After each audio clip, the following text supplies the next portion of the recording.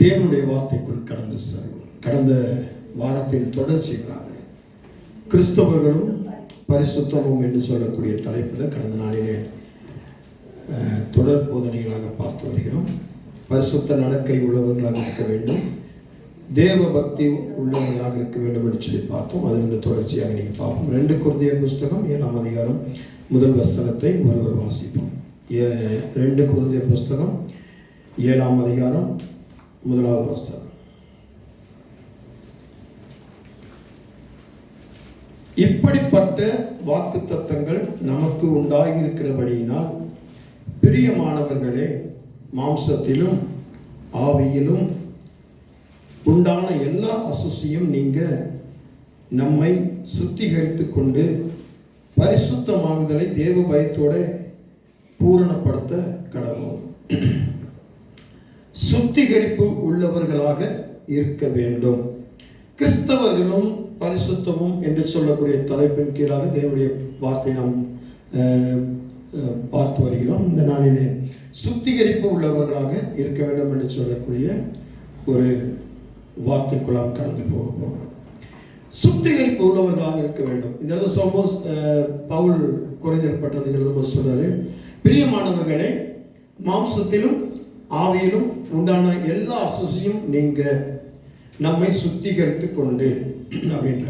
அப்போ எங்க சுத்திகரிப்பு நமக்குள்ளாக வேண்டும் என்று சொல்லி பார்க்கும் பொழுது, நமக்குள்ள ஆவியிலையும் சுத்திகரிப்பு இருக்கணும், நம்முடைய ஆத்மாவிலையும் சுத்திகரிப்பு இருக்கணும், நம்முடைய சரீரத்திலையும் சுத்திகரிப்பு. நம்முடைய ஆவி, நம்முடைய ஆத்மா, நம்முடைய சரீரம் பரிசுத்தமாக இருக்க வேண்டும் என்று சொல்லி, இப்போ இந்த ஆவி, ஆத்மா, சரீரம் முழுவதும் பரிசுத்தமாக சுத்திகரிக்கும் பொழுதுதான் அது பரிசுத்தமாகுதல் என்ற தேவ பயத்தோட பூரணப்படுத்தப்படுகிறது. இன்னைக்கு நம்மளாம் எப்படி இருக்கிறோம் சொன்னா, ஒரு அறவேக்காடு கிறிஸ்தவர்கள். இந்த அறவேக்காடு கிறிஸ்தவர்களாக இருக்கிறதுனால நம்ம என்ன ஆயிரும் கேட்டீங்கன்னா, ஆவியில சுத்தம் இருக்காது, ஆத்மாவில் சுத்தம் இருக்காது, நம்முடைய சரீரத்தில் சுத்தம் இருக்காது. சரீரங்களை நம்ம சுத்திகரிக்கணும். இப்போ உலகம் முழுவதும் சொல்லிட்டு இருக்கிறாங்கல்ல, பலவிதமான இந்த வைரஸ்கள் வந்திருக்கிறதுனால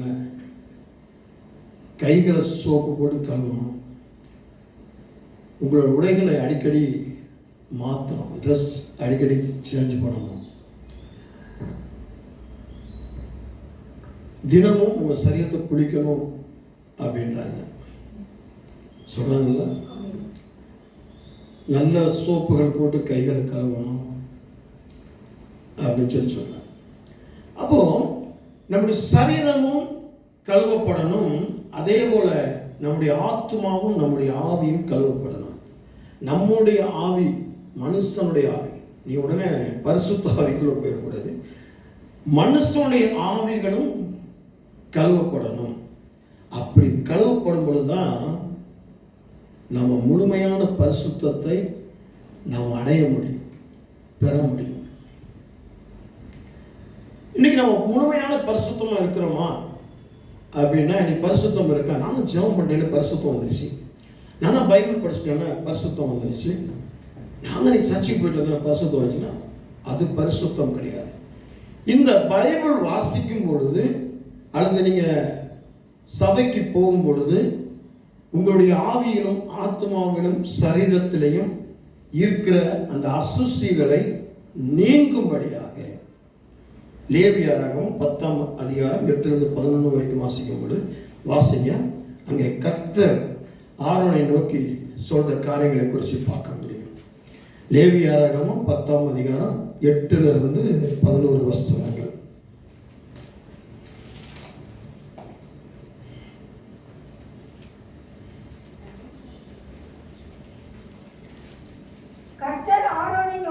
கர்த்தர் ஆரோனை நோக்கி, நீயும் உன்னோடு கூட குமாரனும் சாகாமல் இருக்க வேண்டுமானால் ஆசாரிப்பு கூடாரத்துக்குள் பிரவேசிக்கிற போது திராட்சை ரசத்தையும் ஆமா, இந்த 8-11 வரைக்கும் இங்க வாசிக்கும் பொழுது என்ன சொல்றாரு அப்படின்னு சொல்லி ஆரோனை நோக்கி ஆண்டவர் பேசுறாரு, கர்த்தர் பேசுறாரு. எப்படி பேசுறாரு அப்படின்னு சொல்லி பார்க்கும் பொழுது, நீங்க இந்த பரிசுத்தமான இடத்துக்கு வரும் பொழுது நீங்க குடிக்க கூடாது. வாசிங்க. நீயும் உன்னோடு கூட உன் குமாரரும் சாகாதிருக்க வேண்டுமானால் ஆசாரிப்பு கூடாரத்துக்குள்ளே பிரவேசிக்கும் போது திராட்சை ரசத்தையும் மதுவையும் குடிக்க வேண்டாம். பரிசுத்தம் உள்ளதற்கும் பரிசுத்தம் இல்லாததற்கும் தீட்டு உள்ளதற்கும் தீட்டு இல்லாததற்கும் வித்தியாசம் பண்ணபடிக்கு பரிசுத்தம் உள்ளதற்கும் பரிசுத்தம் இல்லாததற்கும் தீட்டு உள்ளதற்கும் தீட்டு இல்லாததற்கும் வித்தியாசம் பண்ணும்படி. நல்ல கவனம் பாருங்க. நம்முடைய ஆவி, நம்முடைய ஆத்மா, நம்முடைய சரீரம் பரிசுத்தம் சுத்திகரிக்கும் பொழுது இந்த உலகத்தானுக்கும் இதே உலகத்தில் இருக்கக்கூடிய உனக்கும் வித்தியாசம் உண்டாகுது. அங்க பிரிவினை உண்டாகுது.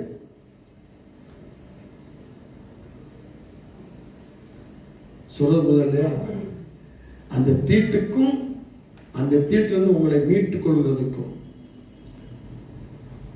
அடுத்து கர்த்தர் மோசேயை கொண்டு இஸ்ரவேல் புத்திரருக்கு சொன்ன சகல பிரமாணங்களையும் அவர்களுக்கு போதிக்கும்படிக்கு இது உங்கள் தலைமுறை தோறும் நித்திய கட்டளையாக இது உங்கள் தலைமுறை தோறும் நித்திய கட்டளையாக இருக்கும்படி. இந்த சுத்திகரிப்பு, இந்த சுத்திகரிப்பு இன்னையோட உங்களோட முடியக்கூடியதில்லை, ஒரு நாள் முடியக்கூடியதில்லை. உங்களுக்கு பிறகு வரக்கூடிய உங்களுடைய தலைமுறை தோறும் இருக்கக்கூடிய இந்த சுத்திகரிப்பு.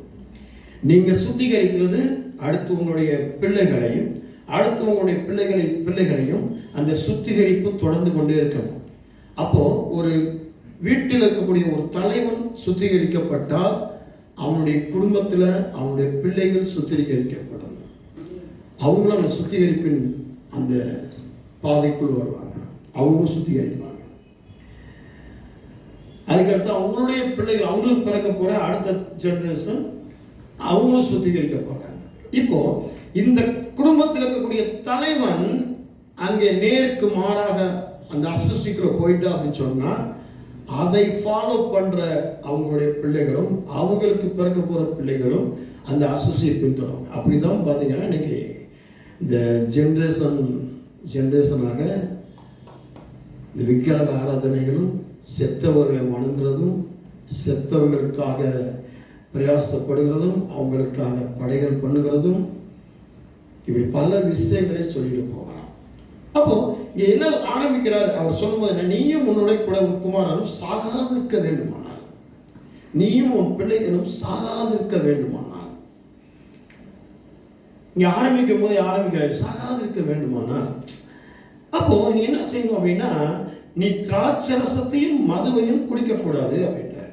திராட்சை ரசம் நம்ம குடிக்கக்கூடாதா அப்படின்னா, டாக்டர்ஸ் என்ன சொல்றாங்க, திராட்சை ரசம் குடிச்சா நல்லது. அதே பைபிளும் சொல்லுது திராட்சை ரசம் குடிச்சா மன மகிழ்ச்சி உண்டாகும், இதயத்துக்கு பலன் உண்டாகும். டாக்டர்னு சொல்றாங்க. அதே மாதிரி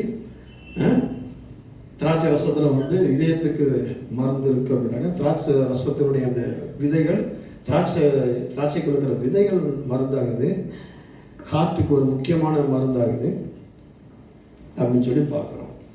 அப்போ உடனே அரைச்சி உடனே குடிக்கிறது வேற, இன்னைக்கு அரைச்சி வச்சதை மறுநாள் அதை குடிக்கும் பொழுது, அது குளிக்கும் பொழுது அது ஆல்கஹாலாக மாறுது, அது புளிப்பு தட்டும் பொழுது.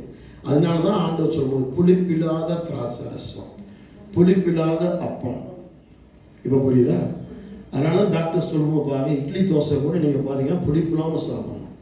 புளிப்பாக நீங்கள் சாப்பிட்டீங்க அப்படின்னு சொன்னால் உங்களுக்கு வயிற்றுக்குள்ள பிரச்சனைகள் உண்டாகும், அசுசிகள் உண்டாகும்.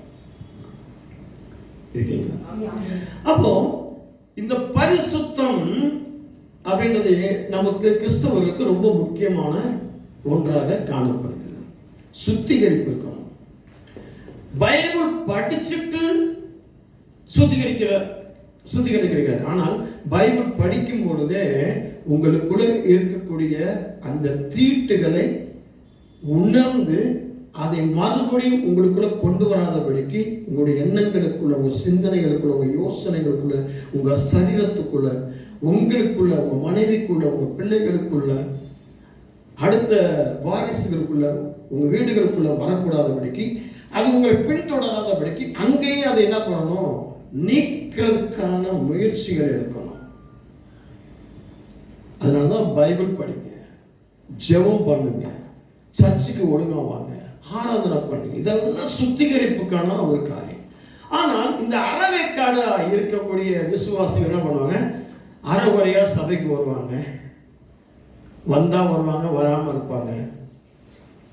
வந்தாங்கன்னா அப்படியே லேட்டா வருவாங்க, அப்படியே உட்காந்துட்டு அப்படியே போயிடுவாங்க. அப்படியே பட்டும் படாம ஜெபம் பண்ணுவாங்க, பட்டும் படாம ஆராதனை பண்ணுவாங்க, அப்படியே உட்காந்துட்டு போயிடுவாங்க. இவங்க எல்லாம் நரகத்துக்கு போவாங்களா, பரலோகத்துக்கு போவாங்களா? அப்போ சுத்திகரிக்கப்பட்டவர்கள் தான் பரலோகத்துக்கு போவார்கள், சுத்திகரிப்பு இல்லாதவர்கள் நரகத்துக்கு போவார்கள். எத்தனை பேருக்கு புரியுது? இயேசுவை ஏற்றுக்கொண்டவர்கள், இயேசுவின் ரத்தத்தால் கழுவப்பட்டவர்கள், இயேசுவுக்காக இந்த உலகத்தில் வாழ்கிற வாழ்க்கையில பிரித்தெடுக்கப்பட்டவர்கள் பரிசுத்தமானவர்கள். லேவியராகம புஸ்தகத்துல இருக்கக்கூடிய அந்த தொடக்கத்துல இருந்து முடிவு வரைக்கும் இந்த பரிசுத்தத்தையே முக்கிய கருப்பொருளாக வச்சு எழுதப்பட்டிருக்கிறது. கிட்டத்தட்ட பரிசுத்தமானவை, பரிசுத்தம் என்ற பதம் மட்டுமே கிட்டத்தட்ட 100 தடவைக்கு மேல இந்த லேவியராகமத்துல மட்டும் பார்க்க முடியும். லேவியராகமம் 11ஆம் அதிகாரத்தில் நீங்க வாசிப்பீங்க அப்படின்னு சொன்னா, சுத்தமான அசுத்தமான அப்படின்னு சொல்லி பிரிக்கப்பட்டிருக்கு. சுத்தமான மிருகத்தையும் அசுத்தமான மிருகத்தையும் அப்படின்னு சொல்லி பிரிக்கப்பட்டிருக்கு. அப்போ நாம இந்த உலகத்துல சுத்தமான மனிதர்களாக, பரிசுத்தமான மனிதர்களாக இந்த பூமியில நம்ம இருக்கணும். ஒரு குடும்பத்துல ஒரு தாயா இருக்கீங்கன்னா அல்லது ஒரு தகப்பனா இருக்கீங்கன்னா நீங்க சுத்திகரிக்கப்பட்டவங்களா இருக்கணும். உங்களுடைய பேச்சுகள் பரிசுத்தமா இருக்கணும், உங்களுடைய நடைமுறைகள் பரிசுத்தமா இருக்கணும், உங்களுடைய நடத்தைகள் பரிசுத்தமா இருக்கணும், உங்களுடைய எண்ணங்கள், உங்களுடைய சொல்லுகள், உங்களுடைய வார்த்தைகள், இதெல்லாம் நீங்க சுத்திகரிப்போடு இருக்கணும். இந்த ஆத்துமா, உங்களுடைய ஆவி சுத்திகரிக்கப்பட்டாச்சு அப்படின்னு சொன்னா, உள்ளந்து வருகிற வார்த்தைகள், உங்களுடைய செயல்பாடுகள் எல்லாமே என்ன ஆயிரும்? பரிசுத்தமாயிரும். உங்க சரீரமும் பரிசுத்தமாயிரும். நீங்க தீட்டு இல்லாதவர்களாக மாறிடுவீங்க. அப்போ இந்த சுத்திகரிப்பு என்பது என்ன அப்படின்னு சொல்லி பார்க்கும் பொழுது, மாசுக்கள் அல்லது தீய காரியங்கள், தேவையில்லாத அந்த கூறுகள், இதெல்லாம் உங்களது அகற்றுகிறது அல்லது தூய்மைப்படுத்துவது அல்லது மேன்மைப்படுத்துவது, இதுதான் சுத்திகரிப்பு. அதை நீங்க உங்களுக்குள்ள கொண்டு வரணும். உங்களுக்குள்ள எது மாசுக்கள், எது தீய காரியங்கள், தீய பொருட்கள், எது தேவையில்லாத கூறுகள் உங்களுக்குள்ள இருக்கு அப்படின்றத நீங்க உங்களுக்குள்ள சிந்தித்து செயல்பட்டு அதை மாற்றத்துக்குள்ள கொண்டு வரணும். அதான் மனமாற்றம், அதான் மனம் மாறுதல், அதான் மனம் திரும்புதல். எது உங்களுடைய வாழ்க்கைக்கு அழுக்கா இருக்கோ, அசிங்கமா இருக்கோ, வேதனையா இருக்கோ, துக்கமா இருக்கோ, எது உன்னுடைய வாழ்க்கைக்கு கலக்கமா அல்லது கலங்கலா இருக்கோ, அதை நீ எடுத்து போட்டு உன்னை சீர்படுத்துவதுதான் சுத்திகரிப்பு. அதை உன் வாழ்க்கையில நடைமுறைப்படுத்தும் பொழுதுதான் நீ கர்த்தருக்கு சொந்தமான ஒரு பாத்திரமாய் மாற முடியும். நினைச்சா பைபிள் படிச்சுட்டு, நினைச்சா நீ பைபிள் படிக்க முடியல, இன்னைக்கு ஜெபம் பண்ண, நீ ஜெபம் பண்ண முடியல, இன்னைக்கு சர்ச்சுக்கு வர முடியல, இன்னைக்கு சர்ச்சுக்கு வந்து அப்படி இன்னைக்கு ஆராதனை பண்ண, இன்னைக்கு எல்லாரோட சேர்ந்து பேச, இன்னைக்கு எல்லாரோட சுருக்க பேச முடியும், என்னால உள்ள கும்பன் இருக்கு. இப்படியுமான அந்த அறவேக்கடத்தனமா இருந்தீங்கன்னா நீங்க முழுமையான அந்த பரிசுத்தத்தை அனுபவிக்க முடியாது, நீ சுத்திகரிப்பு கொண்டு வர முடியாது. இந்த அறவேக்கடத்தனம், இந்த வார்த்தை அடிக்கடி யூஸ் பண்ணேன். அறவேக்கடத்தனமாக நீங்க இருக்கக்கூடாது.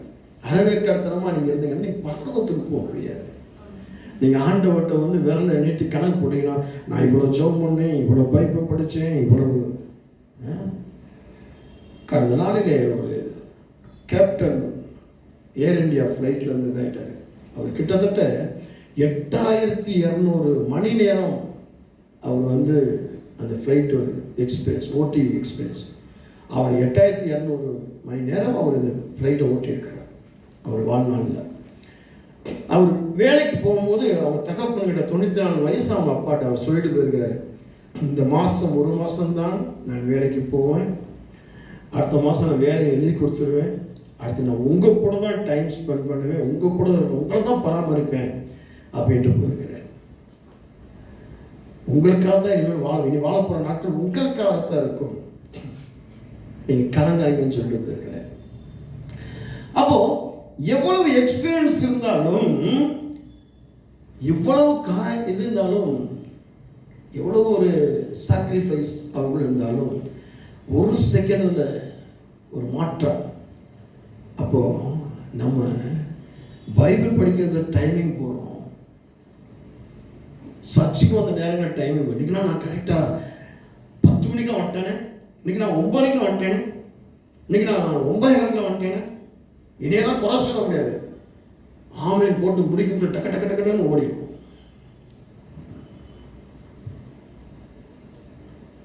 பைபிள் படிக்கும்போது கரெக்டாக படிக்காதில்ல, ஜெபம் பண்ணிக்கிட்டு இருக்கல பல நினைவுகள், பல யோசனைகள். அப்போ அந்த நேரங்கள் என்ன பண்ணுவோம், சாத்தானுக்கு கொடுக்கணும்.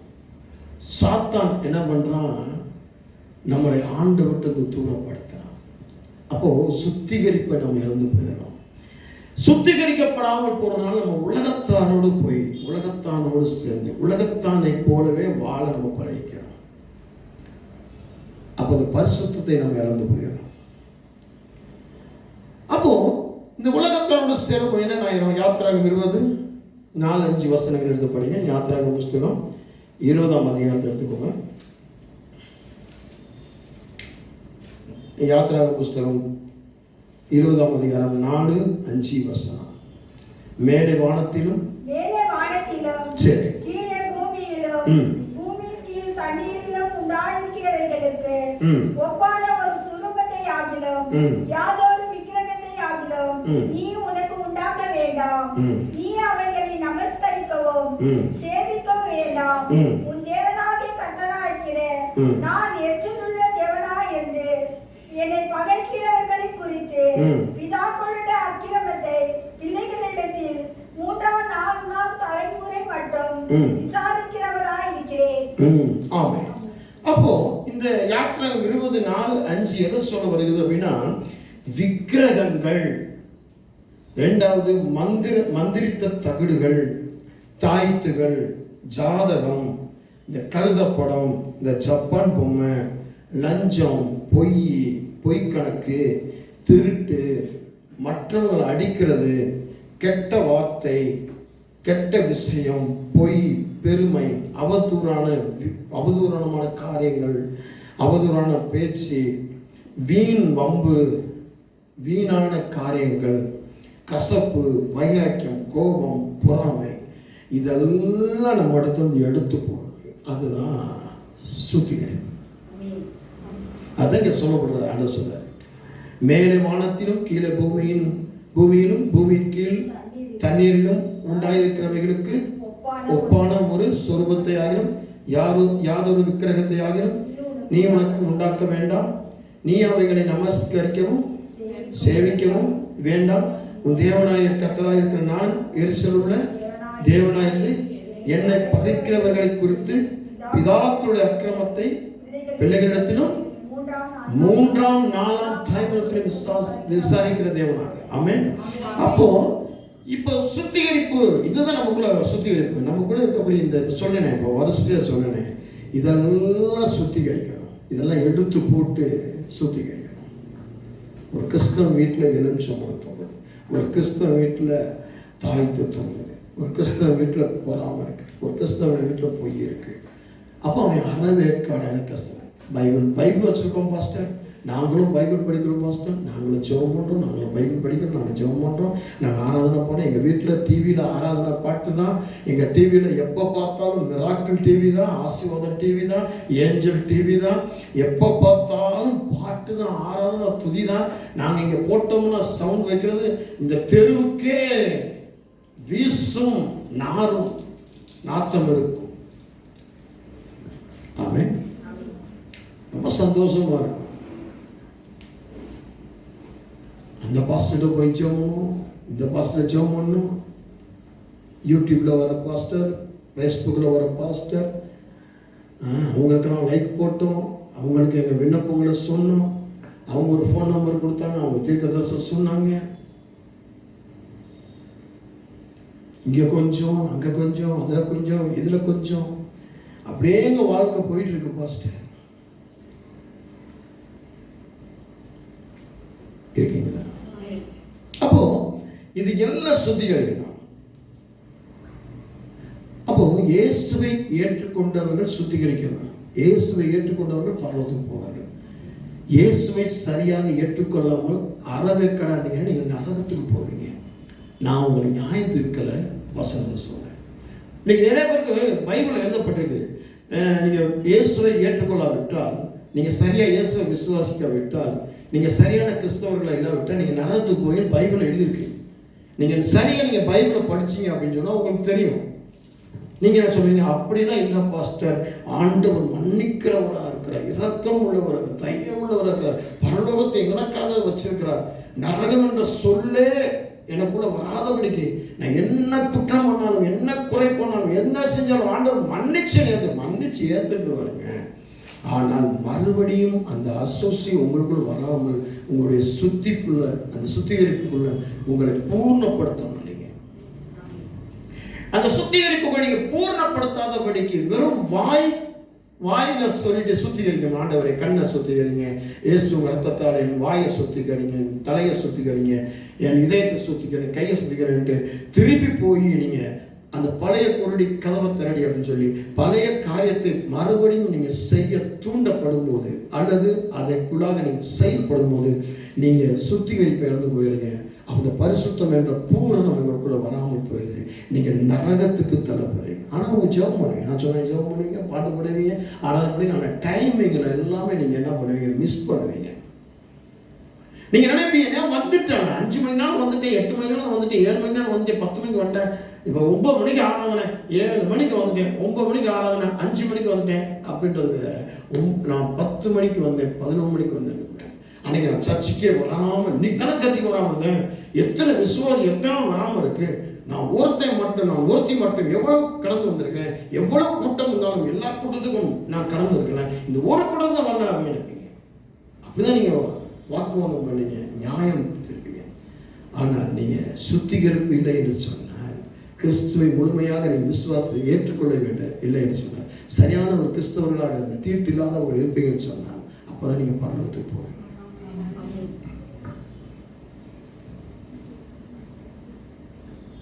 வாசிப்போம். யோவான் 14:6. ஒருத்தர் 14:6 யோவான் 14ஆம் அதிகாரம் 6ஆம் வசனத்துக்கும், இன்னொருத்தர் மார்க் 16ஆம் அதிகாரம் 16ஆம் வசனத்தை எடுத்துக்கோங்க. இன்னொருத்தர் யோவான் 3ஆம் அதிகாரம் 16ஆம் வசனத்தை எடுத்துக்கோங்க. ஒன்று யோவான் 14:6 எடுத்துக்கோங்க. மார்க் 16:16 எடுத்துக்கோங்க. யோவான் 3:16 எடுத்துக்கோங்க. எடுத்துக்கிட்டீங்கன்னா ஒவ்வொருத்தரும் ஒவ்வொரு டக்குன்னு வாசிங்க. முதல்ல யோவான் 14:6 எடுத்து வாசிங்க. அதற்கு இயேசு நானே வழியும் சத்தியம் ஜீவனும் என்னை அல்லாமல் ஒருவரும் பிதாவிடத்தில் வரார்.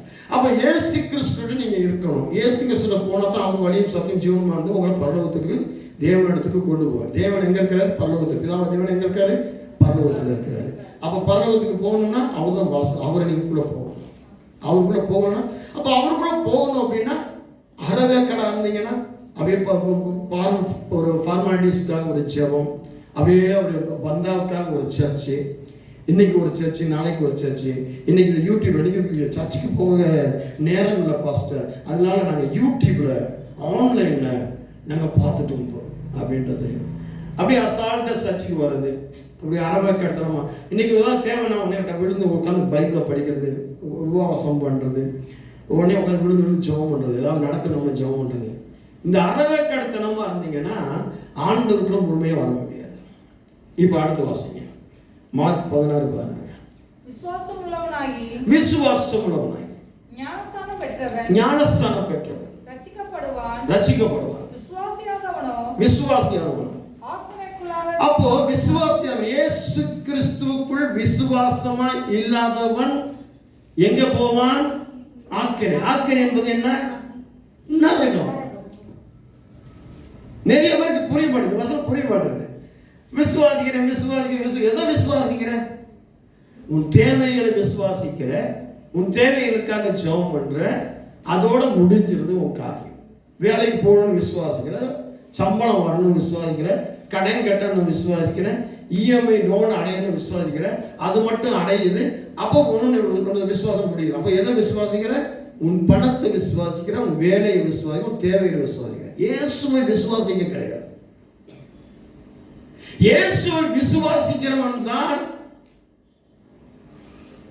ஆக்கினை தீர்ப்புக்கு போக மாட்டான். அப்ப நீ எதை நீ ருசி பார்க்கிற, எந்த ருசிக்குள்ள இருக்கிற, அப்போ உனக்கு பூர்ண சுத்திகரிப்பு கிடையாது. ஆனா கிறிஸ்தவன் என்ற ஒரு போர்வைக்குள்ள இருக்கிற,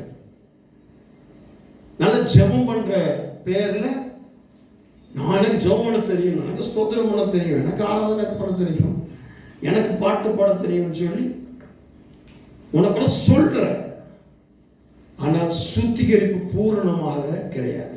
அந்த பூர்ணமான பரிசுத்தம் சுத்திகரிக்கப்பட்டு பூர்ணமாக நீ விழுந்து போயிடுற. எங்க விழுந்து போயிடுற?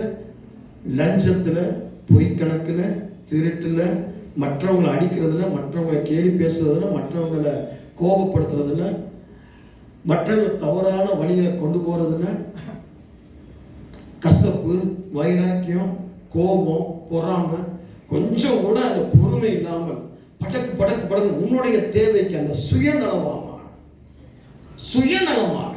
ஒருத்தர் ஒரு உதவி கேட்டிருப்ப, ஒரு ட்ராப் கேட்டிருப்ப, இந்த இடத்துக்கு நான் போகணும், என்னை அவன் கூப்பிட்டு போயாங்க, அவன் கொஞ்சம் லேட்டாக வருவான், லேட்டாக வந்தோடனே கோபமாயிடும், நானே போய்க்கிறேன், நானே வந்துக்கிறேன், நானே செஞ்சுக்கிறேன், இனி உனக்கும் எனக்கும் எந்த ஒரு ஒப்பந்தமும் கிடையாது, எந்த ஒட்டு முறையும் கிடையாது, உடனே அந்த இடத்துல ஒரு இதெல்லாமே நம்ம என்ன ஆகிறோம்? ஆண்டவருடைய சமூகத்தை விட்டு தூரமாக்கப்படுறோம், ஆண்டவருடைய விசுவாசத்துக்கு விரோதமாக உண்டா. அப்போ நம்ம ஆக்கினைக்குள்ள போயிட்டு இருக்கணும் அர்த்தம், நரகத்துக்கு போயிட்டு இருக்கணும். சுத்திகரிப்பு நம்மகிட்ட இல்லைன்னு அர்த்தம். அந்த சுத்திகரிப்பினுடைய பூர்ணம் இல்லைன்னு அர்த்தம். இப்போ யாரோ சொன்னாங்கன்னு சொல்லி ஒரு விக்கிரகத்தை பார்க்க போறோம், அங்க விக்கிரகத்தை ஆராதிக்க போறோம், அங்க ஒரு மந்திரவாதியை பார்க்கணும், ஒரு ஜாதகத்தை பார்க்கணும், அங்க ஒரு மந்திரத்தை, ஒரு தகுட கொடுக்கலாம், ஒரு தாயத்தை கொடுக்கலாம், ஒரு எலுமிச்சம்பழத்தை கொடுக்கலாம், அதை வீட்டில் கொண்டு வந்து வைக்கிறோம், ஒரு தகுட வீட்டில் வந்து வைக்கிறோம், ஒரு தாயத்தை வீட்டில் வந்து வைக்கிறோம், ஜாதகம் பார்க்கணும். இப்போ கழுத படத்தை வீட்டில் வைக்கிறோம், என்னை பார் சிரி கந்திருஷ்டிக்காக வைக்கிறோம், அதே போல ஜப்பான் பொம்மைகளை வைக்கிறோம். அப்போ என்ன ஆகுது? நம்ம சுத்திகரிப்பை நம்ம இழந்து போயிடணும். அப்ப பரிசுத்தம், கிறிஸ்தவர்கள் பரிசுத்தமானவர்கள் கிடையாது. இன்னைக்கு அநேக கிறிஸ்தவர்கள்ட்ட இந்த சுத்திகரிப்பு இல்லாமல் இருக்கிறதை குறித்து பார்க்க முடியும். ஒரு ஃபார்மாலிட்டிஸ் கிறிஸ்தவர்கள். ஆனா சொல்லுவாங்க, நம்ம தரிசனம் பார்க்கிறோம், அவங்க தரிசனம் பார்க்கிறோம். நீ உனக்கு தரிசனம் பார்க்கிறது கற்பனை, ஆண்டவர் உனக்காக வைத்திருக்கிற தரிசனம் உனக்குள்ள நிறைவேறும். கர்த்தர் உன்னை எப்படி மாத்தணும்னு சொல்லி பாருங்க. நான் ஹிந்துஸ்தான் லீவ் லிமிடெட்ல ரெப்ரசன்டேட்டிவ் வந்திருக்கிறேன், நியூட்டன் சாக்லேட் கம்பெனி ரெப்ரசன்டேட்டிவ் வந்திருக்கிறேன், உஜாலா கம்பெனி ரெப்ரசன்டேட்டிவ் வந்திருக்கிறேன், சரிங்களா. அப்புறம் குரூப் ஒன் கம்பெனியில் சேல்ஸ் ஃபீல்டு ஒர்க்கு பண்ணியிருக்கிறேன், ஒரு கிறிஸ்டின் ஆர்கனைசேஷன் ஒர்க் பண்ணியிருக்கிறேன். இது பூரா என்னுடைய தரிசனம். நான் அங்கே போகணும், இதை பண்ணணும், அதை செய்யணும், இதில் உயரன்றது என்னுடைய தரிசனம். ஆனால் என்னுடைய தாய்க்குள்ள ஒரு தரிசனம் இருந்துச்சு, என்னை ஊழியக்காரனாக்கி பார்க்கணும். என் ஆண்டவருக்குள்ள ஒரு தரிசனம் இருந்துச்சு, ஊழியக்காரன் என்றவர்களே. இன்னைக்கு நான் ஊழியக்காரனா இருக்கிறேன். இதுதான் அவருடைய தரிசனம், என் தாயுடைய தரிசனம். அப்போ இந்த ஆண்டவருடைய தரிசனம் ஒரு பக்கம் வரும் பொழுது, பெற்றோர்களும் உங்கள் பிள்ளைகளுக்கான ஒரு தரிசனத்தை உருவாக்கணும். என் பிள்ளை கலெக்டர் ஆகணும், என் பிள்ளை இன்ஜினியர் ஆகணும், என் பிள்ளை படிச்சு சர்டிபிகேட் வாங்கணும், என் பிள்ளை ஓட்ட பந்தயத்தில் ஓடி சர்டிபிகேட் வாங்கணும், பதக்கம் வாங்கணும். இல்லை, என் பிள்ளை சாட்சியோடு வாழணும், என் பிள்ளை உண்மையோடு வாழணும், என் பிள்ளை உத்தம பத்னிகளாக இருக்கணும், என் பிள்ளை உண்மையான பிள்ளைகளாக இருக்கணும், என் பிள்ளைகள் சாட்சி உள்ள பிள்ளைகளாக இருக்கணும், என் பிள்ளை ஊழியக்காரன் பக்கத்தில் போய் நின்று அங்கே கிட்டார் வாசிக்கிற பிள்ளையாக்கணும், ஆர்கன் போடுற பிள்ளையாக்கணும், ஆராதனை பண்ணுற பிள்ளையாக்கணும், பாட்டு பாடுற பிள்ளையாக்கணும், ட்ரிபிள் கான் வாசிக்கிற பிள்ளையா இருக்கணும், சபையில கூட்டி பெருக்கி சபையை கட்டுகிற பிள்ளையா இருக்கணும். என் சபையில என் பிள்ளை சாட்சியோட டைமுக்கு போய் சாட்சியோடு நிற்கிற பிள்ளையா இருக்கணும்ன்ற தரிசனம் ஒவ்வொரு தாய் தகப்பனுக்கும் வரணும். அதுக்கு நீ உன்னுடைய தாய் தரிசனத்துக்குள்ள வரணும், ஆண்டவர் தரிசனத்துக்குள்ள வரணும். அதுதான் சுத்திகரிப்பு. இந்த சுத்திகரிப்பு உலகத்துல வரணும்.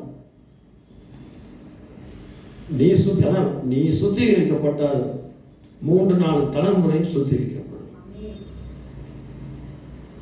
நீ சுத்திகரிக்கப்படாவிட்டால் அது 3-4 தலைமுறையும் அது விசாரிக்கப்படும். நீ எதை சேர்த்து வச்சிருக்கிற? யோவான் 3:16.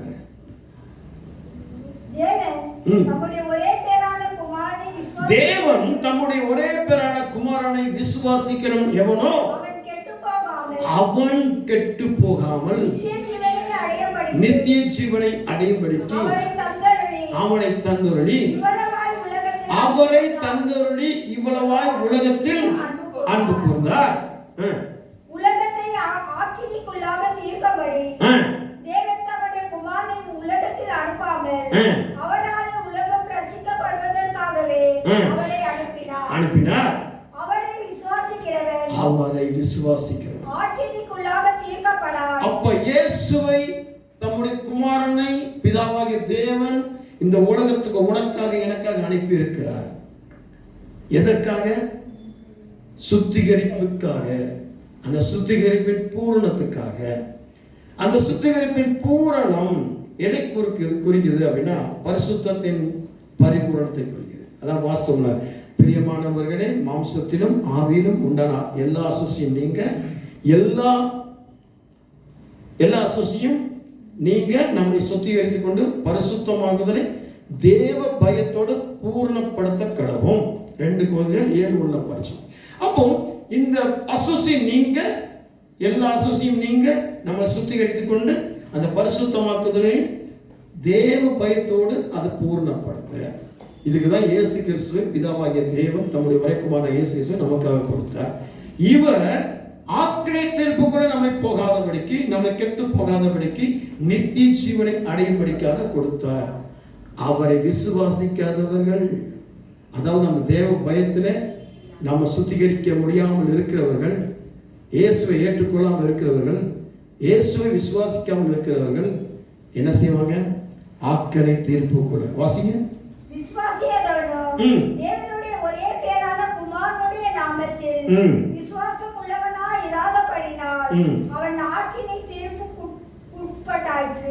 ஆமென். அப்ப நரகத்துக்குள்ளாக இப்ப இந்த அறவேக்காடு கிறிஸ்தவர்களாக நான் பைபிள் படிச்சுட்டேன், நான் ஜெபம் பண்ணிட்டேன், நான் சர்ச்சுக்கு போட்டேன், இன்னைக்கு ஒரு நாள் தான் சர்ச்சுக்கு போறேன், இன்னைக்கு ஒரு நாள் தான் பைபிள் படிக்கிறேன், தேவைன்னா பைபிள் படிக்கிறது, தேவைன்னா ஜெபம் பண்ணுறது, தேவைன்னா தூக்கி போட்டு போறது, ஒரு கோபக்காரனா காமிச்சுக்கிட்டு, ஒரு மது பிரியனா காமிச்சுக்கிட்டு, ஒரு போதைக்காரனா காமிச்சுக்கிட்டு,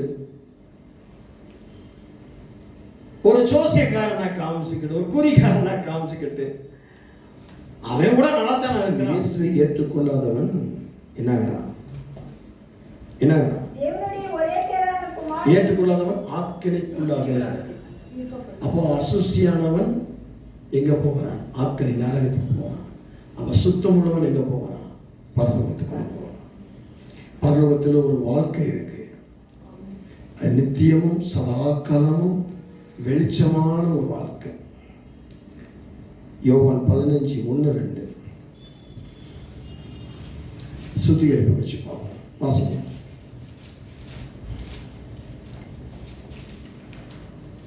நான் மெய்யான திராட்சை செடி, என் பிதா திராட்சை தோட்டக்காரர். என்னில் கனி கொடாதிருக்கிற கொடி எதுவோ அதை அவர் அறுத்து போடுகிறார்.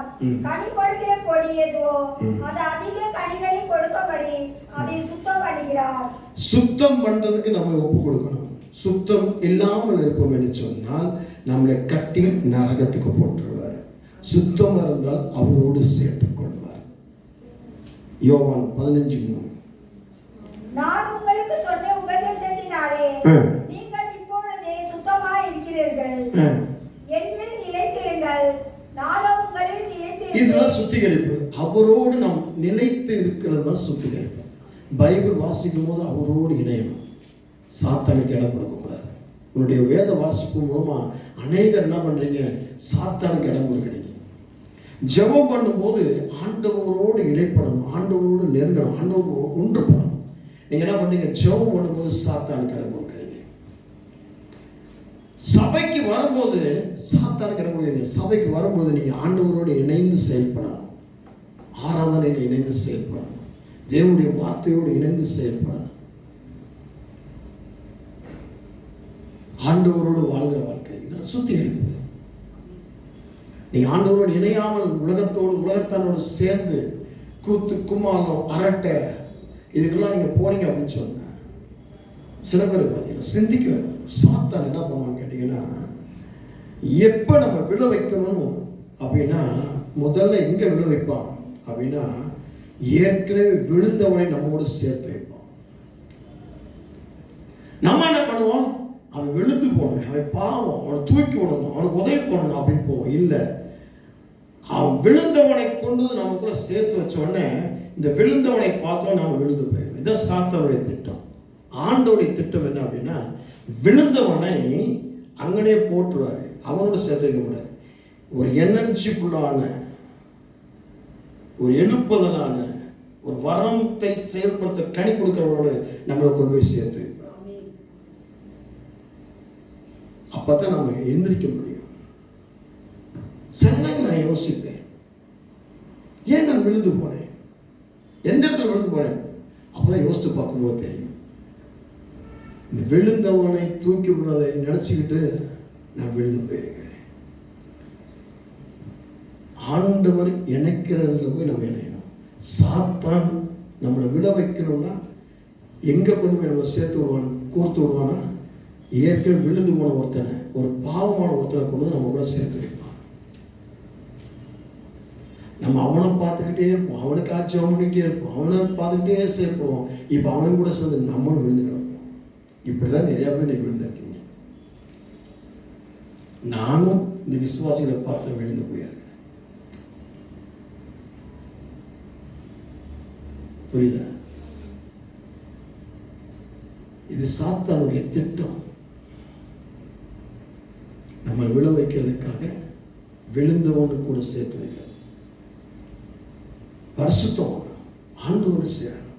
அப்பதான் நம்ம என்ன பண்ணணும்? எந்திரிக்க முடியும். யோவான் 1:7 யோவான்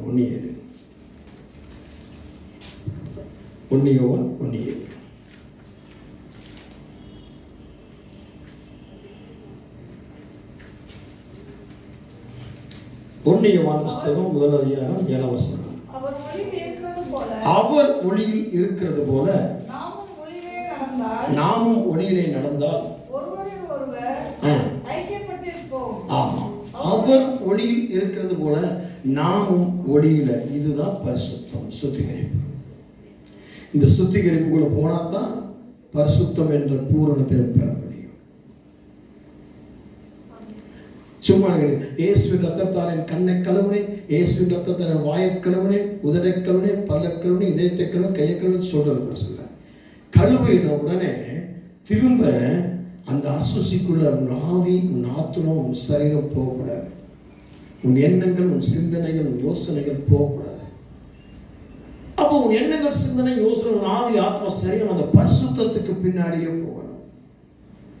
இன்னும் நான் பரிசுத்தமான, இன்னும் நான் உண்மையா இருக்கணும், இன்னும் நான் சாட்சியா இருக்கணும், இன்னும் இன்னும் இப்படிதானே போகக்கூடிய சொல்லிட்டு மறு நேரம் இனிப்ப கெட்ட வார்த்தைலாம் பேச மாட்டேன், இனிமேலாம் சண்டை போட மாட்டேன், கோபப்பட மாட்டேன்.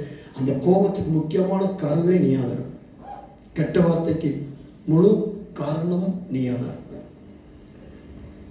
குடும்பம் ஒன்னா இருக்கணும்னு சொல்லி ஜெபம் பண்ணிட்டு போவேன், உபவாசம் பண்ணிட்டு போவேன், அந்த குடும்பம் உடைகிறதுக்கு நீ ஒரு ஆளா இருந்திருப்ப, ஆயத்தமா இருந்திருப்ப, ஆயுதமா இருந்திருப்ப.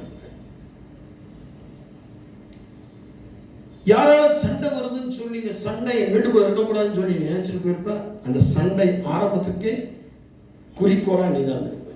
சண்டையை எழுப்பி விட்டதே நீதான் இருப்ப. இப்படி அநேக இடத்துல மறதி, ஏமாற்றம், தோல்வி, பிரச்சனை, இந்த சிந்தனைகள் எல்லாமே தீய சிந்தனைகளுக்குள்ளேயே போயிடும். சிந்திக்கிறவன் எப்பயுமே அறிவாளி கிடையாது, அவன் சோம்பேறி.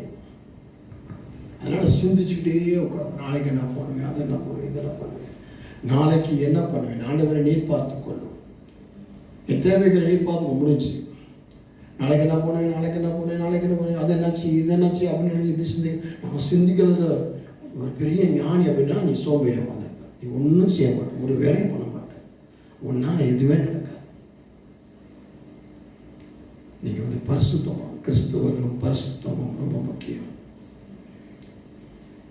பரலோகத்துக்கு போகிறதுக்கும் இந்த உலகத்தில் வாழ்வதற்கும் பரிசுத்தம் ரொம்ப தேவை.